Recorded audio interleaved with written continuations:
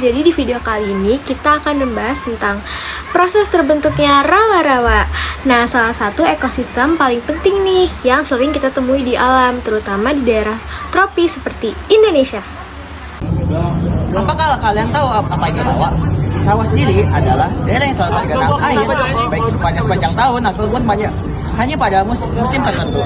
Air di rawa berasal dari air hujan, sungai yang meluap, ataupun air tanah. Rawa merupakan rumah bagi sebagian tumbuhan dan hewannya.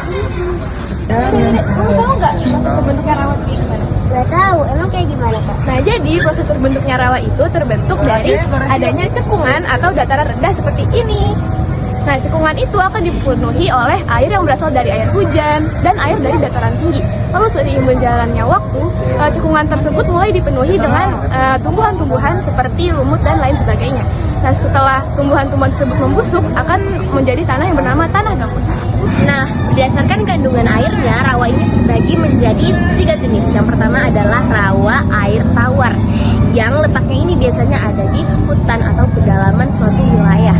Kemudian ada juga rawa air payau, yang bercampur antara air tawar dan juga air asin. Biasanya ini ada di muara sungai. Kemudian yang ketiga ada rawa air asin, yang airnya ini asin dan biasanya ini ditemukan di daerah pasang surut air laut. Halo teman-teman, tahukah kamu kalau rawa bukan sekadar genangan air berlumpur?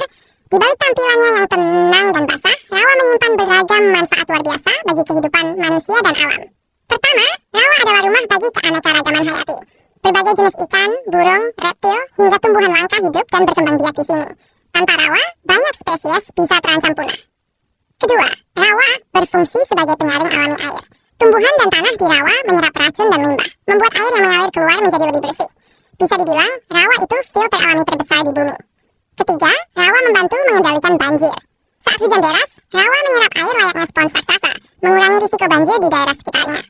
Keempat, rawa juga menyimpan karbon dalam jumlah besar, membantu mengurangi efek gas rumah kaca dan memperlambat perubahan iklim. Hebat banget kan? Jadi yuk kita jaga dan melestarikan ekosistem rawa. Lalu, gimana sih cara kita melestarikan rawa? 1.